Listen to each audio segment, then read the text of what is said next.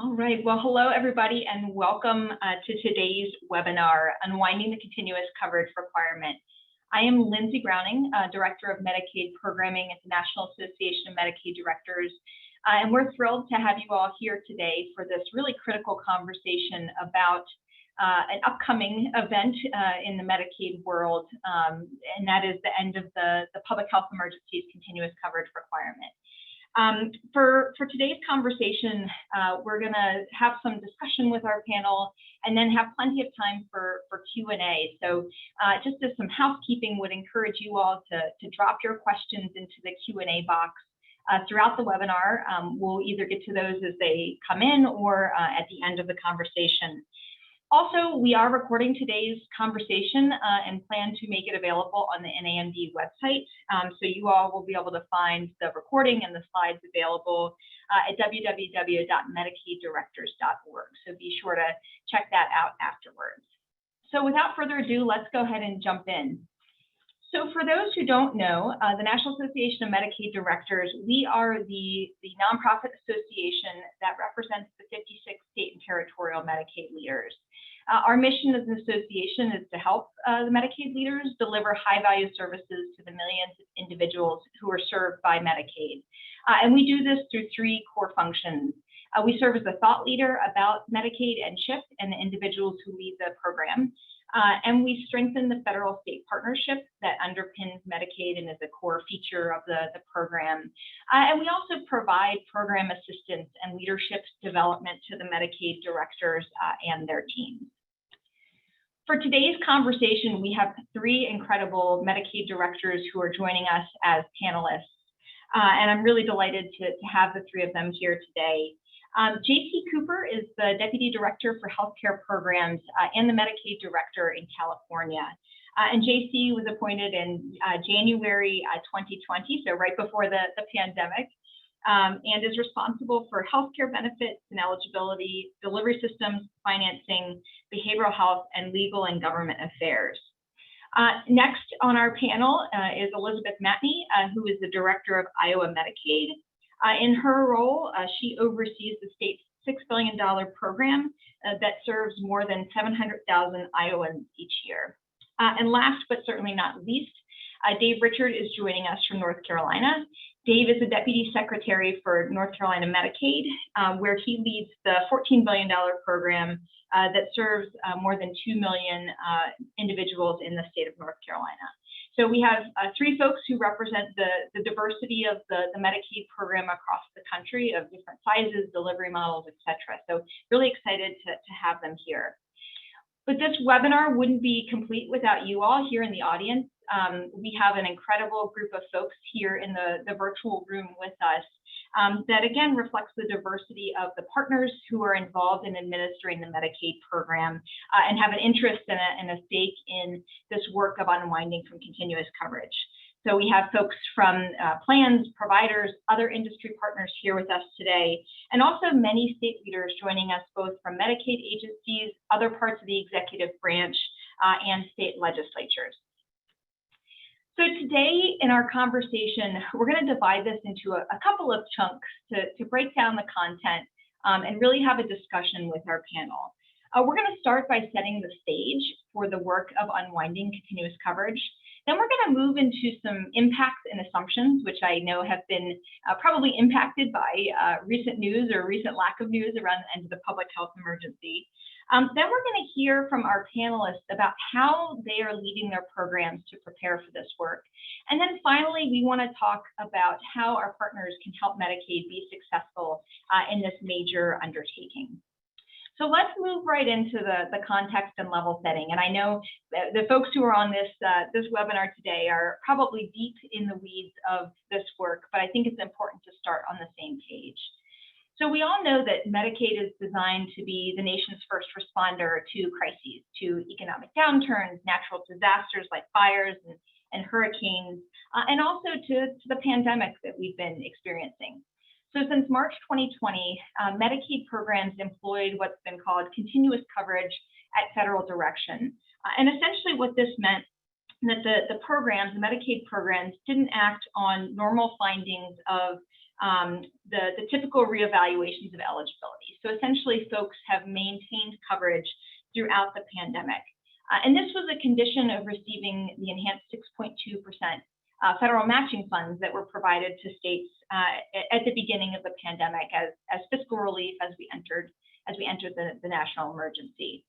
So as a result of this continuous coverage policy, Medicaid enrollment has grown by about 20% since the start of the pandemic. And today, Medicaid is covering about 1 in 4 Americans. So a pretty significant role in our healthcare system. And according to a Kaiser Family Foundation analysis, about 80% of the enrollment growth we've seen since the pandemic has been attributed to this continuous coverage requirement. The reality is that the program is going to be right-sized at the end of the national emergency as we exit the pandemic and sort of move into a new normal. And this reduction in eligibility is going to be probably the most significant we've seen in the program's history. But I think the good news is the silver lining of this is that most folks who are no longer eligible for Medicaid are likely eligible for other sources of coverage, like subsidized exchange coverage, employer-sponsored coverage, et cetera. This context is also shaped by the federal realities. As we all know, Medicaid is a federal-state partnership, so these federal realities play a really big role in this work that we are going to undertake to right-size the program. The first reality that underpins all of this is that the public health emergency is uncertain, right? We haven't known when it's going to end. But the Department of Health and Human Services is committed to providing a 60-day notice before the public health emergency ends. And we've been sort of waiting with bated breath to see if that 60-day notice would come last week. It did not, as many on this call probably know. So we're expecting another extension. Because the public health emergency renewal lasts 90 days, we would expect that another extension would mean the public health emergency is now going to go at least until mid-October. And we'll hear from our panelists sort of how they're reacting and responding to this likely extension. Medicaid agencies, once the public health emergency is lifted, will have 14 months to redetermine eligibility for the full membership.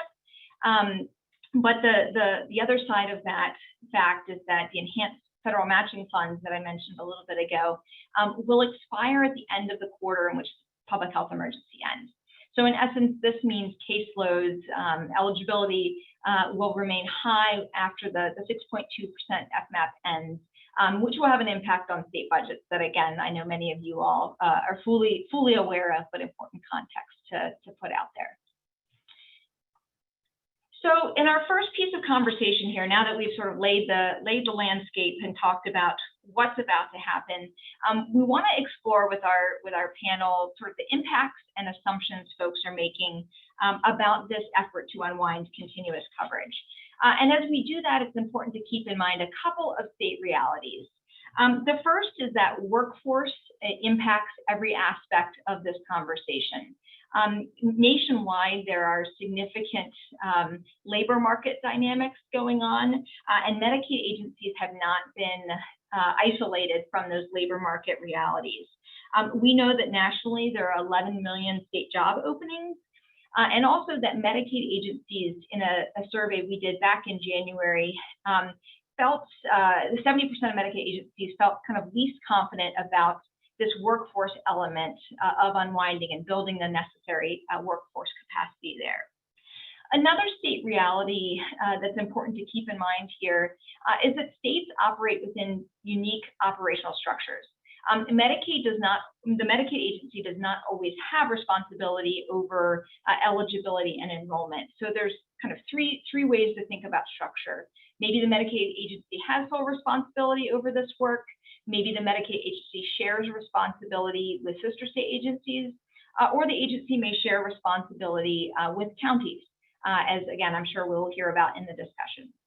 The final piece of these state realities is that declines in Medicaid coverage as we begin doing redeterminations are probably going to differ by state. We'll see different impacts in caseload. But nationally, we're seeing kind of estimates ranging from potentially 5.3 million to 16 million individuals who may no longer be eligible for Medicaid. So again, the size and scope of this coverage event is pretty significant.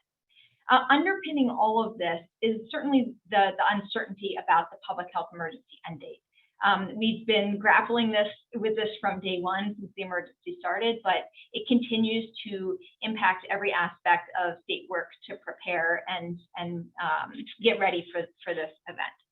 So I would love to stop talking and turn and hear from our state panelists about some of these impacts and assumptions. And I'm going to start with you all with the million-dollar question. Given that we didn't hear word from HHS last week that the public health emergency was going to end, everybody's expecting another extension of the public health emergency. So I would love to hear from you guys sort of how you're reacting to that news last week about a potential, another extension of the public health emergency. So Dave, I would love to turn to you first to hear from you, and then I'll go to JC and then Elizabeth. Thank you so much, Lindsay. And I think for us, and I'm sure it's the same for most everybody around the country, the uncertainty is the most difficult thing that we face. So we're right in the middle of a budget legislative session, and you might imagine our forecast, we had to base it on what we knew, which was the extension ending, and that we would have 3 months in this fiscal year of the additional FMAP. With the news of the extension, then we now have to figure out what our forecast looks like in terms of what our expectations are for the number of people that will still stay on our rolls, and will that increase, and that cost to the program, along with the question of, if it is a 90-day extension, what does that additional FMAP make? So I'd say the one thing is we all react to is uncertainty is just not our friend as we're trying to move forward with this planning process. JC, what's your reaction? Very similar to Dave, to be honest with you. I mean, I think we definitely know COVID will remain with us for the foreseeable future. I think what we're trying to do in California, and I think a number of other states, is really focusing on what we've learned over the last few years to make sure that we are preparing for the surges and variants while still needing the kind of official either public health emergency and or continuous coverage to come to an end. I think we need to make sure we're changing our systems to make sure that we are minimizing the strain on our healthcare system, keeping staff and the public safe, keeping businesses open and schools in person, but also making sure that we are transitioning to a longer term plan for how we are going to mitigate and handle these things in the future. I think for Medicaid specifically, we were anticipating HHS to issue that 60-day notice prior to May 16th. I think the impact to continuing the continuous enrollment policy is significant.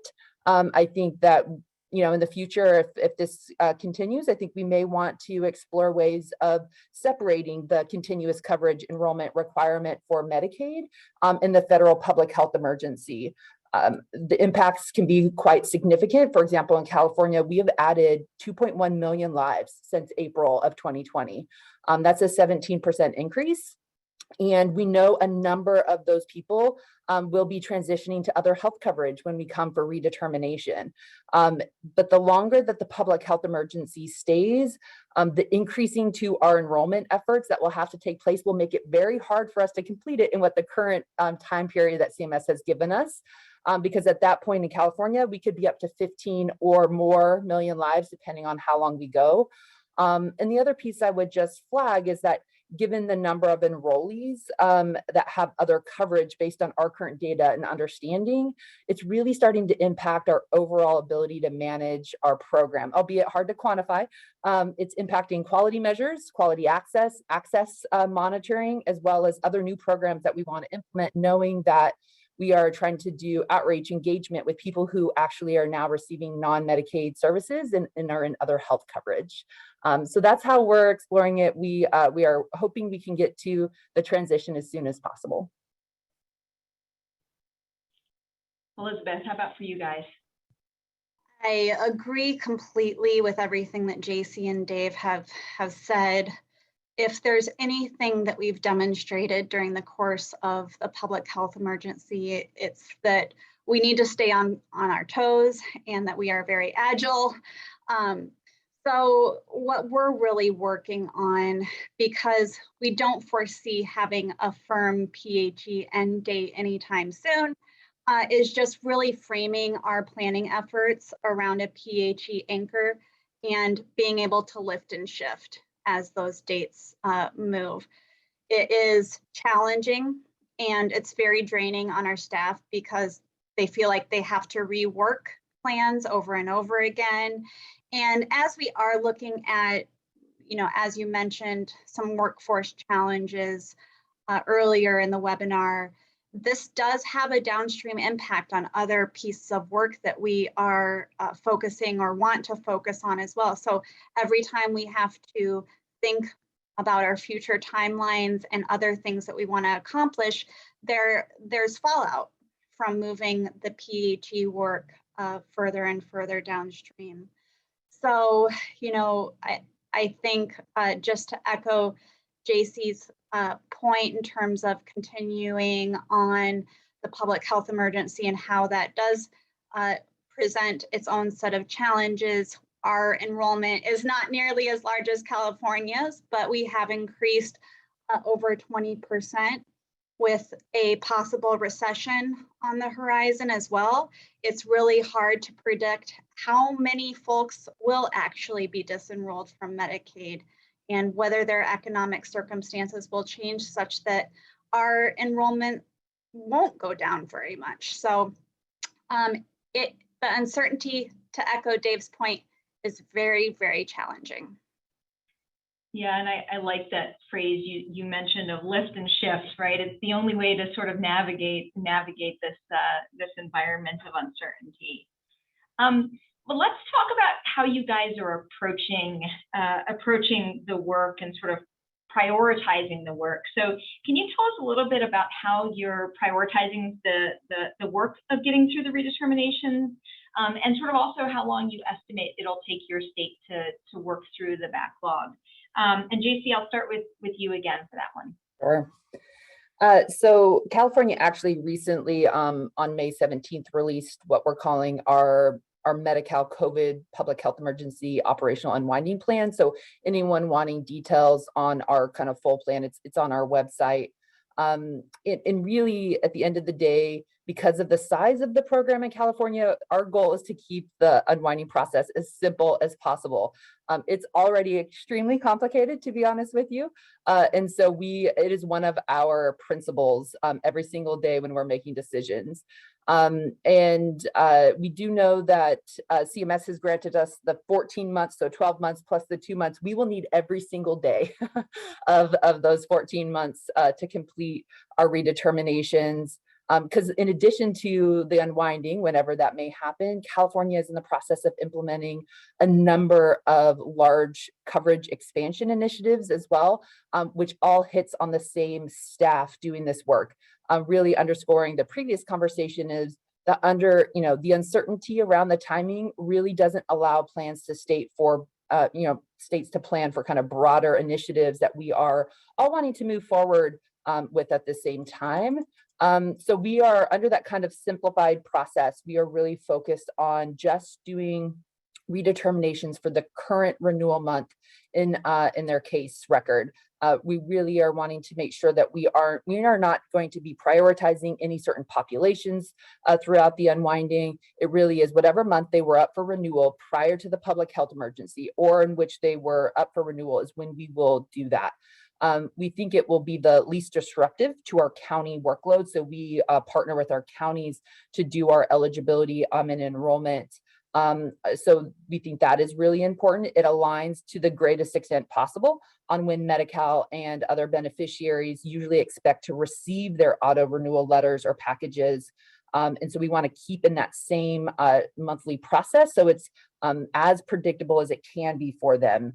And it allows us to really broadly be able to communicate statewide proactively with our partners so people know when their renewal is coming up and we have that information instead of it being confusing in regards to this population's first, second, and people don't really know what to expect. It also, for us, was really important to retain the redetermination caseload distribution across the state. We already had a pretty good distribution month to month for our 14.7 current million individuals, and we needed to maintain that steady distribution month to month so that the individuals doing this work have the ability to actually complete it within the time periods that we're giving them.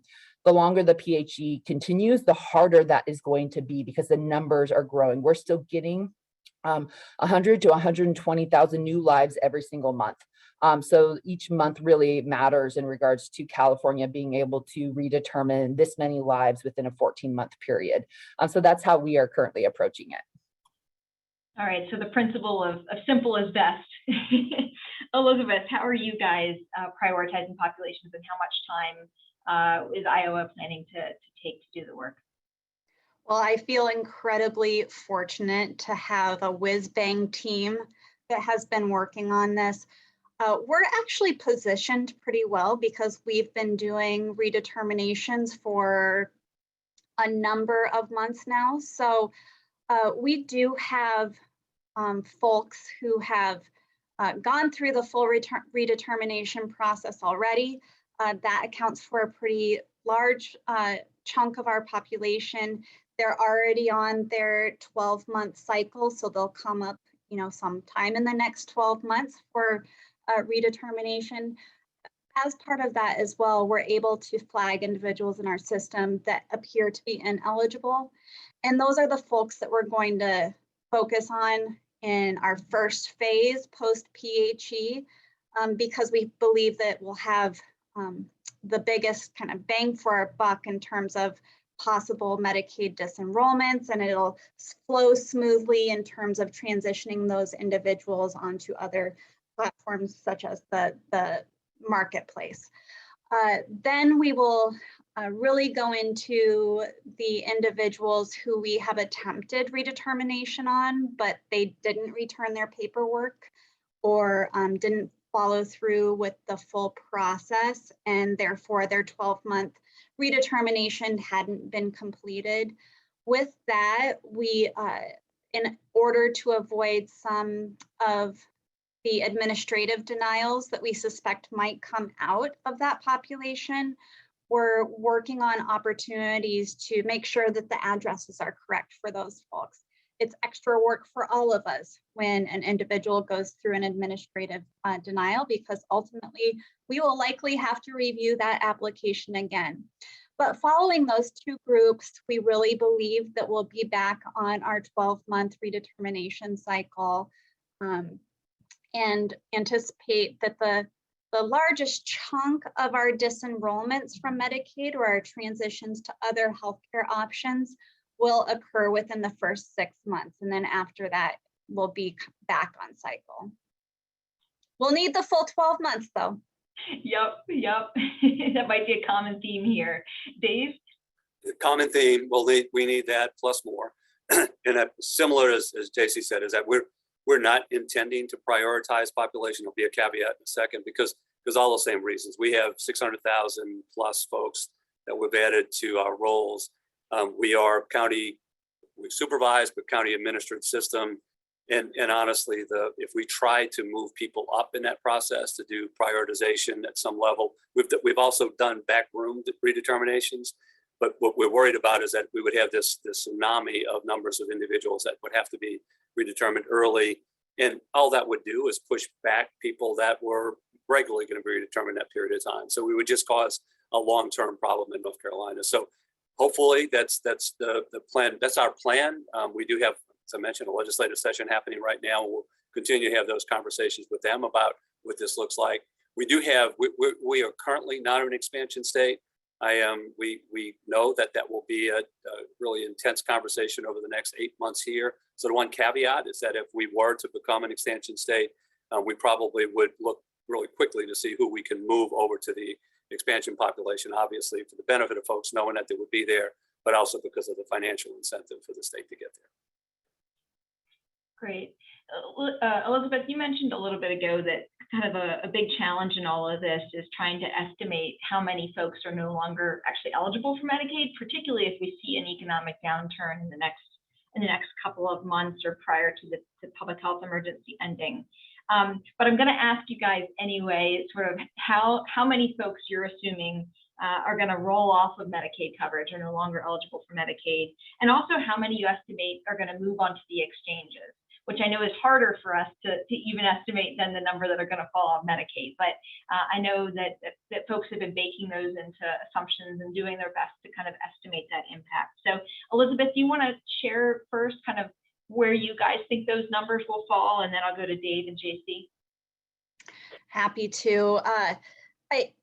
Like you said, it is definitely a guess and hard to quantify with any degree of certainty. We're continuing to do redeterminations today, so the number does fluctuate from month to month. So as of today, our enrollment is over 800,000. Now, just to put that into perspective, prior to the public health emergency, we were a bit over 600,000. So our population has grown quite a bit. Most of those folks are in the expansion or children. And when we have been continuing to do our redeterminations, it looks as if at some point during that process, about 76,000 appeared ineligible. Now, this isn't like a complete sample size, but it gives us a pretty good estimate that probably about 10% of our population might be or is likely to be ineligible. I would say because a large percentage of those individuals are on the expansion, that we would have a good amount of shift onto the marketplace. Now, our children who possibly were on a lower income bracket of Medicaid and their eligibility has been continued due to the PHE, we do have the CHIP expansion that those kids could move to as well, and likely would. Yeah, Lindsay, for us, we think it's somewhere between 250 to 300,000 that would be ineligible under current, it's really important to say, under current eligibility standards. Of course, that changes significantly if we receive expansion. And honestly, we don't have an estimate. I think that probably guesses are similar to what other states have in terms of who would fall into other potential coverage options. But obviously, that's critical for us. Yeah, and in California, similarly, we are currently estimating about 2 million people will probably transition to other coverage. So our goal is continuous coverage, whether it's with Medicaid, with the exchange, or with employer-based coverage. That is the goal. But we do think approximately either 1.8 to 2 million will transition to other coverage. And we would also note that with the allowable COVID uninsured group that was allowed, we have about 250,000 people who will end coverage immediately at the end of the public health emergency in that particular group as well. And as we move into the latter part of the discussion, we'll explore a little bit how our partners, how you all here on the webinar today can help with this goal of continuous coverage, because I think it's an important piece of the conversation. But I want to move us into the next piece of our discussion, which is around some of the key work that states have done to date. And I will caveat this by saying we could spend 2 days, 3 days here together talking about all the work that states have done. So we're just going to prioritize and explore a couple of key areas. But this has been a yeoman's effort throughout the Medicaid agencies across the country. In our work with the Medicaid directors here at NAMD, there's really been kind of 3 buckets of work that states are doing to prepare for the end of the public health emergency. Reaching members, building the workforce capacity, and updating systems and policies. So I just wanted to highlight a couple of examples before I turn to our panelists to share how they're preparing. But lots of work going on to reach members and really get those updated addresses, since we know many people have moved in the last 2 years, and many people will probably move between now and when the PHE is ultimately automatically lifted. So working with our health plan partners, working with community-based organizations to get those updated addresses, to make sure members know what's coming. This effort has been particularly, these partnerships have been particularly important for reaching the hardest to reach members, like individuals experiencing homelessness. So really kind of taking a multimodal approach to do that outreach and connection. Building workforce capacity has also been another major area of focus. Again, I mentioned that this is a space where we sort of exist as Medicaid programs in the larger labor market. So we're facing many of the same challenges as others in hiring and retaining workforce. But some of the creative strategies states are using are, identifying those folks who may be recently retired and seeing if they want to come back and do some of this work. Borrowing staff from other agencies, which we know that other agencies did with Medicaid early in the pandemic, so sort of calling in that favor. Hiring temporary workers, using contractors, et cetera. So really putting a bunch of strategies in place to beef up and enhance that workforce. The third main bucket of work that we hear about that states are doing is really updating those policies and systems to get ready for the work of unwinding. And there's a whole lot of effort going on here that's sort of happening behind the scenes. We already talked a little bit about sort of putting that operational plan in place and identifying how states are going to work through the prioritization of the populations or through those renewals. States are looking at how we build dashboards to communicate progress around the effort to unwind and sort of track that progress. States are strengthening ex parte processes and boosting reasonable compatibility to be able to use other data sources to do automatic renewals for as many of the cases as possible. So really trying to alleviate pressure on the workforce by beefing up that ex parte or that automatic renewal process. So that's just a laundry list of many of the ways that states are preparing. I really want to hear from our panelists sort of how you guys are getting ready for the work. And again, we could spend forever on this. So I think I would just ask you guys to share sort of, one creative strategy that you're using that you think this group would like to know to do the unwinding effort, to prepare for the unwinding effort. So Dave, I'll start with you. What's one creative thing happening in North Carolina? No, it's hard to say creative when you think about just really updating your technology side of it. But frankly, that is the number one thing that we can do and that we're working on is that, again, the county-based system, state administered technology is the state side of that. So we have been working extraordinarily hard to make sure that we do the upgrades that are necessary so our counties can do the least amount of touch with individuals in that process. And again, maybe not creative, but I think it's the most important aspect of what we're doing. JC, what about for you all? Yeah, so in California, I think we launched what we call a DHCS coverage ambassador campaign. Our biggest thing is we know that since we've been sending mail, we have about a 12% return mail rate, which for us is about 1.8 million people. So our biggest thing is launching a coordinated phased communication plan to reach all beneficiaries. By really engaging with trusted messengers in the community. For us right now, really focused on education, where we are trying to raise awareness of actions beneficiaries need to take and when they need to take them. And so really focused on engagement. So engaging the community with the necessary tools for reaching beneficiaries and then providing consistent messaging. So the state is actually building consistent messaging. We launched this about a month ago where people can sign up to be a coverage ambassador. We're hosting webinars. In fact, we have 2 this week if you want to join to learn about those pieces. We've created toolkits and resources. We've translated it into all threshold languages where we have flyers, social media posts, etc. It's 2 phases. So right now we are just 100% focused on updating contact information. We need updated contact information. Unlike Liz, who's been doing redeterminations, which is great, we really need that information because we have seen that we are lacking it as we've started doing some mailers. And then phase 2 is once we do get notice, 60-day notice of the renewals, we will start switching the campaign to telling people to look out for the packets in the mail, make sure they respond to them, because we've been sending them, but we haven't required they do the renewal pieces. And so pushing consistent messaging throughout the state will be our focus there. That is what we are 100% focused on right now. How about for you, Elizabeth?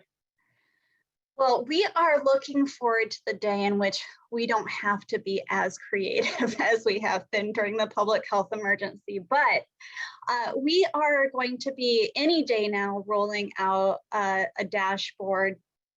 The goal really is for public information for our legislators, for our healthcare providers, for advocates, and it will be able to drill down into several different areas, including that area that I spoke out about earlier, which is the individuals who are flagged as likely ineligible and continued on due to the PHE. And it will show down to the county level how many individuals per county have been flagged for this continued eligibility. So it'll help providers and legislators know how to think about that at the local level and access some of the toolkits that we will be putting out as well in talking with members. That's great. And I think these are all such critical components, right? Getting those systems ready, getting your ambassadors in place, communicating to folks about how the unwinding is going through a dashboard. So I think those are a wonderful sampling of some of the creative and critical strategies. But on the flip side of that, and I know we've heard a little bit about challenges already, sort of what's the biggest challenge that each of you all are facing as well, and sort of what's your approach to that challenge? So JC, I'll have you go first. Sure. So in California, our biggest challenge is volume. I'm not going to lie. It is volume. So we are doing everything we can to really mitigate that. So we have executed almost every federal flexibility that has been offered to states at this time. So timeliness for the state concurrence letter was approved. We are increasing our compatibility threshold for the MAGI population. We are implementing reasonable explanations. We are expanding the use of the asset verification for non-MAGI. We are really focusing on the ex parte renewals for households who their attestation is $0 income. We also are implementing the various ways of accepting individual contact information by partnering with our managed care plans, a critical partner for us, as we are over 90% of our lives in California are in managed care. And then, of course, also looking at all the extensions on the timeframe for beneficiaries to request a fair hearing, as well as to take for final administrative action on our side. So we are pretty much utilizing all the tools CMS has given states. I will just note that the partnership with CMS on the unwinding planning has been significant, and we greatly appreciate that. So those are the things we're trying to do on volume. And of course, volume of this size hits our system. So we're doing massive system readiness as well as county readiness with our partners. So that's what our biggest challenge is these days. Volume, yes, that is a great point. Elizabeth, and then Dave. Probably the biggest challenge, honestly, is the moving date. That does pose a lot of challenges in knowing what to communicate and when. We have all of these planning documents and toolkits in place and are putting the final touches on those, but we also are very mindful about oversaturation of information. If we talk to our members now and repeatedly are bugging them about making sure to look for their renewal information and turn it in, because ultimately they would lose Medicaid eligibility. At some point, if we do that repeatedly and say, no, we're kidding, you don't need to do anything right now. Okay, now you do have to do something. People just stop listening. And so a lot of the activities that we're doing are really just in time in nature. So as the date moves, some of that moves as well. And we really do want to get as much of this out into the public as possible and get the ball rolling, but it's just, it does continue to be an ongoing challenge as that date moves. I think we're all agreed that challenge is the same. We had better understanding of timing. I think would be better for us. Ours, frankly, is the workforce challenge. That it's not, frankly, we're better off at the state agency than our counties are in terms of our staffing, although we still face those challenges. But we have 100 counties in North Carolina, and they range in size from 15, 20,000 people to over 1 million folks. And the challenges are different in each one of them, right? So the larger counties, you have more staff, but they have higher vacancies, so the ability to try to manage that. And there are frankly political headwinds for those counties, right? So they're all putting their budgets together now, trying to get those passed by the end of June, through most of them there. So mid-year, we're having to do redeterminations at higher levels, and they're trying to staff up for that or get additional staff. They've got budget challenges. And what I'd say is that I think, like everywhere else in the country, is that finding the qualified staff to do this work is harder and harder and harder to do. It's not exactly the most sexy thing that people get to do, right? So it's not folks are clamoring to come in and do Medicaid eligibility. It's really hard and difficult, and it's just becoming more and more challenging. And you add on top of that this 30% increase of workload that folks will have in the coming year. I think that is clearly our biggest challenge.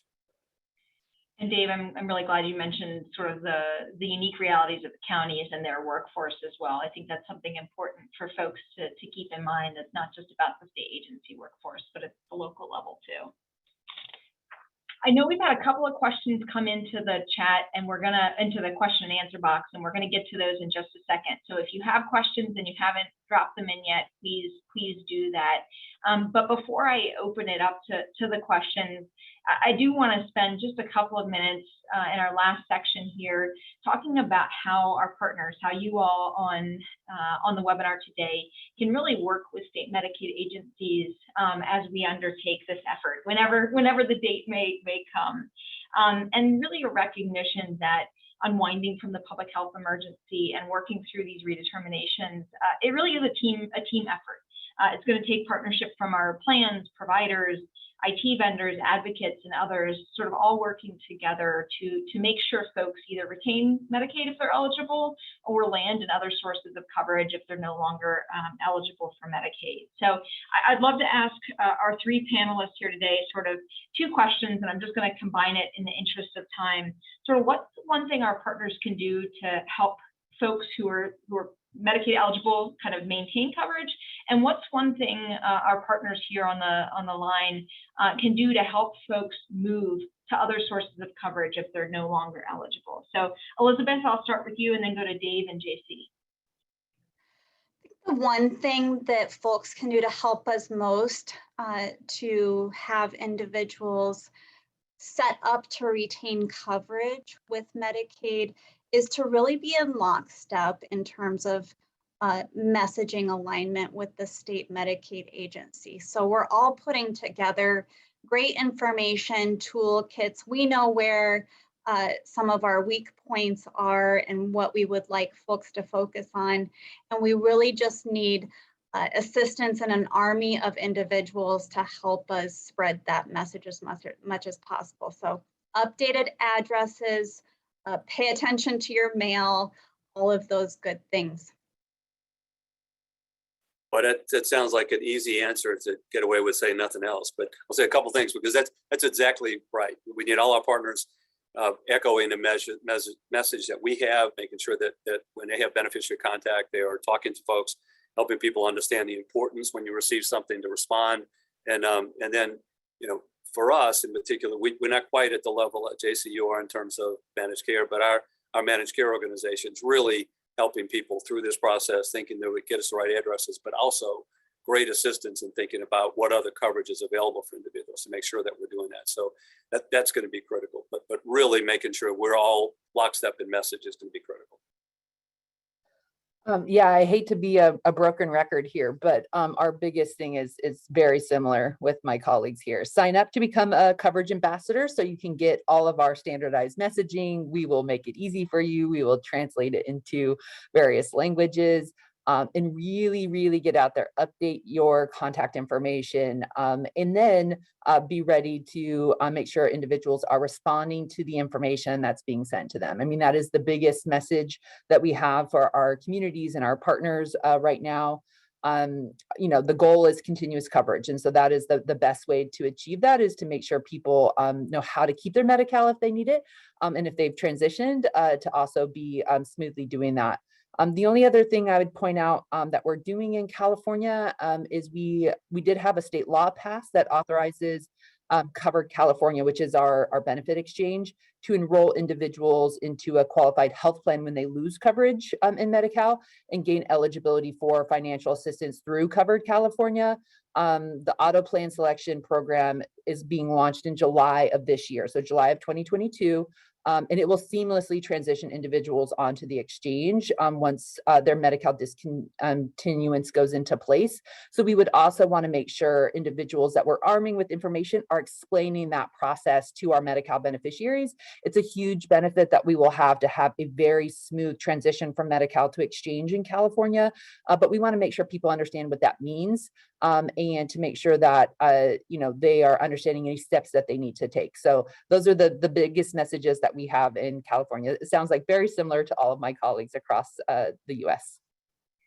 So communicate and communicate consistently with the state and be a partner in that. So it's really, really good and practical words of wisdom, and helpful to know that many folks can look on your all's websites to see how you're communicating and the resources available. I know we've got a lot of questions in the chat. I'm going to pull down the slides and we'll move into the discussion here. One of the first questions we got in was if you all are anticipating any impact of this effort on safety net providers in your states, and if you could speak to those potential impacts. We certainly are keeping close contact with our safety net providers, especially our FQHCs. So one conversation that we had probably about a month and a half ago with FQHCs is, as we are getting closer and closer to the end of the public health emergency, is there a process under their attribution profile to share information of individuals who might be up for redetermination and when, and individuals who might be in the first phase of redetermination, so that they can make sure to connect with those folks. And I think it's a great idea and something that we certainly want to continue conversations on, so that we can support that as many individuals as we can get to help us in really shepherding our Medicaid members through the process and assisting them where they might need it the better. The one thing I would add for safety net providers is just to, I'm not sure what all other states did, but in California, we executed many of the provider enrollment flexibilities that CMS offered, which means when the public health emergency ends, we have a very short runway in regards to completing full provider enrollment efforts. So in addition to the potential loss of beneficiaries tied to the redetermination, also working closely to communicate to our providers to complete their full provider enrollment process, because that will be extensive. I think we've had anywhere from 700 to 1,000 providers come in under that particular emergency enrollment process. So it's another thing I would say on that front. And then also making sure providers, especially safety net providers, are tracking all of the ways in which the other flexibilities are being rolled out, so they know what will continue after the public health emergency and what does not continue. Really important for them to be engaging in those conversations so that they are understanding the rules of the road moving forward. With wildfires, we have flexibilities for a few months. With public health emergency, it's been over 2 years, and by the time it unwinds, it could be 2.5 to 3 years. That means they think it's normal practice, but some of those flexibilities will go away. Really important for them to be tracking those messages, as well as redetermination. So that's one way I would flag as well. Can I add anything else, Lindsay? All right. So another question we got, and it's a really good question, is around Medicaid beneficiaries and the folks who are served by the program.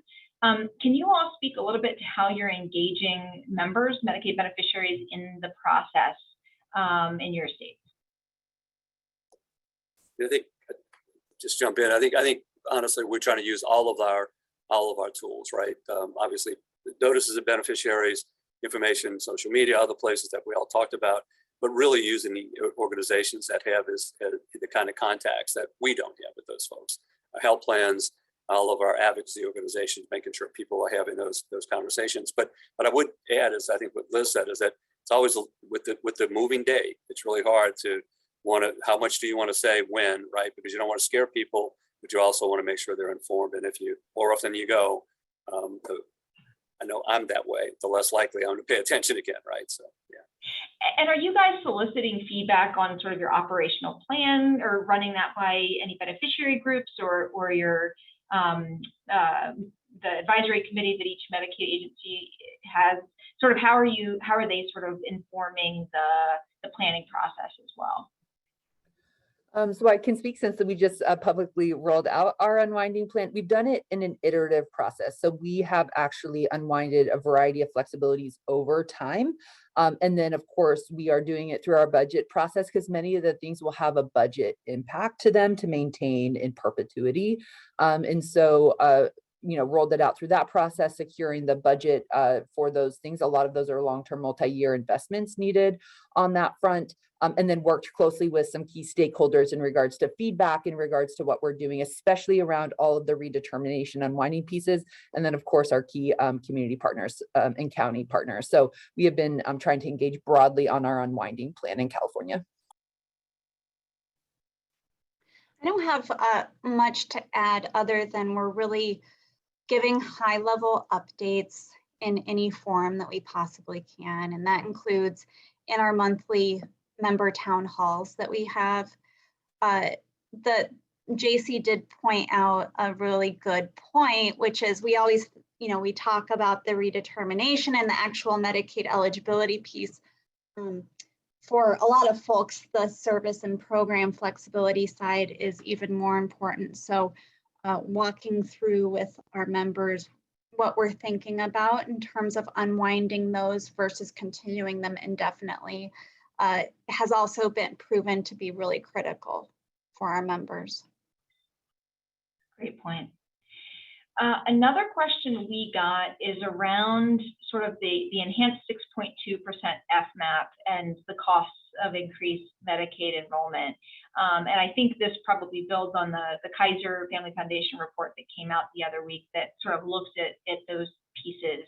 The questioner is asking if you guys can offer any thoughts on sort of that available funding, the 6.2% FMAP, and the ongoing costs of covering the new enrollees, or the enrollees who are staying on coverage.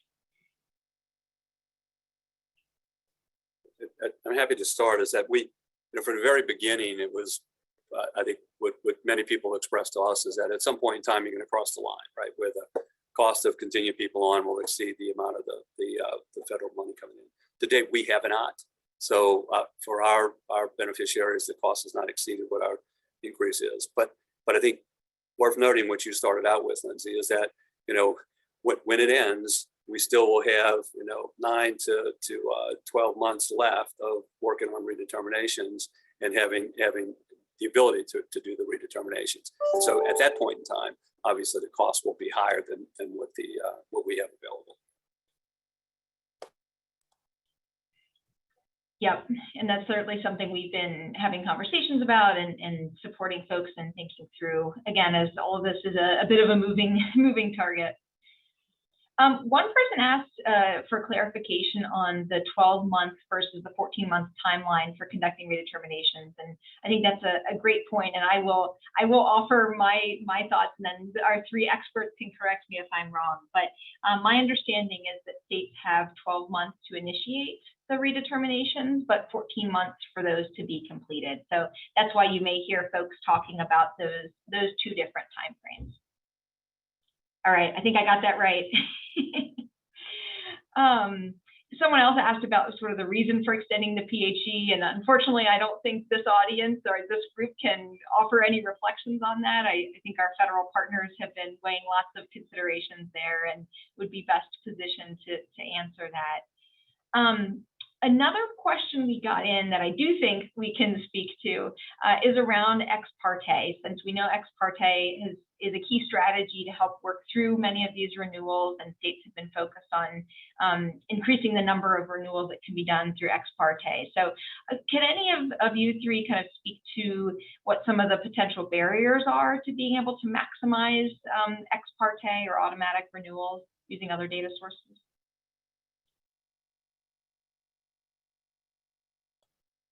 So I'll just go first, just since I mentioned it in my previous pieces. I think in California, we're doing everything we can to maximize ex parte. I think the biggest pieces we are doing is increasing the compatibility threshold for the MAGI population to, we have actually seen a decrease in regards to the number of lives going through ex parte for our normal enrollments since the public health emergency. So we increased it from a 10% threshold to a 20% threshold. We also are implementing the various ex parte renewals for households with $0 income, really at the idea of the volume being a huge piece, and knowing that a huge chunk of those lives most likely really are going to maintain Medi-Cal coverage and therefore should stay on the program. And so that's how we are currently maximizing our ex parte. We have the other pieces I mentioned on non-MAGI as well, but really focused there. I mean, like Dave mentioned earlier, technology matters, right? So the ability to do ex parte truly does depend on how reliable the information is that you're getting and how that's automated. So, you know, just working towards improvements in that area helps all of us, including our members. Great. I think we may have time to squeeze in two more questions here. So the next one I'll ask you guys is around text messaging to reach members. Two parts to the question. Are you guys communicating with your members via text message? And do you have any reactions on the recent news that FCC may be looking at loosening some of the restrictions around the ability to text members? So any thoughts on text messaging? I'll start, and then so I 100% applaud all efforts towards the FCC making adjustments so that we can do coordinated outreach to our members and beneficiaries during the unwinding. So applaud all efforts there. And yes, California submitted a letter of support for those efforts.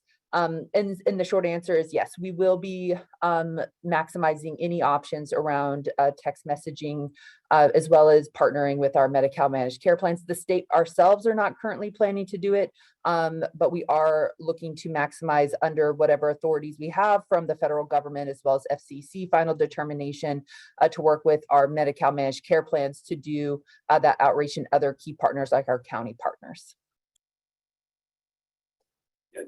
And the same thing as JC said, and we have a very modest text campaign that's happening because we don't have a lot of phone numbers from our beneficiaries, and the reliability often is not that great. But we think that's the way to say it is, every communication process that we can use is what we're going to try to do, everything possible.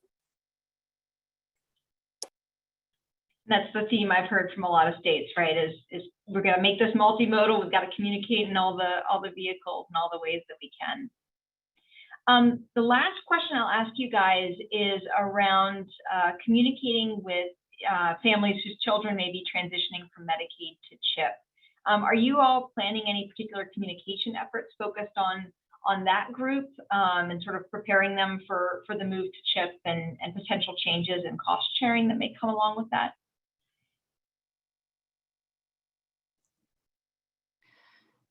Ideally for us, we're looking at making those changes as seamless as possible. So it might change on the back end, but to the member, not much should occur. Right now, we could have some folks that are eligible, vice versa. They might be on CHIP and eligible for straight Medicaid, and so we're making those transitions as well. But I think in terms of any type of premium or copay obligation that might be associated with CHIP, those are things that we need to have ongoing communication with the families about. And if there are hardships involved, making sure that they know the pathway to seek those hardship exemptions. That's great. I think, again, that speaks to the work going on to sort of make the transition as seamless as possible in all of the states. JC, Dave, Elizabeth, thank you guys so much for sharing over this last hour how you guys are leading your Medicaid programs, working with your teams and partners in your states to prepare for this major effort, obviously impacting the coverage of potentially up to 16 million or more people, and really incredible to hear about the work and leadership you guys are taking to prepare. And thank you to all of our partners for joining us. We can't do this work without you. It is critical that we're all rowing in the same direction as we prepare for this major coverage event. So thank you for your work to date, and thank you in advance for the ongoing partnership and support. I hope you all have a great rest of your day and look forward to talking to you all again in the future. Thank you so much. Bye.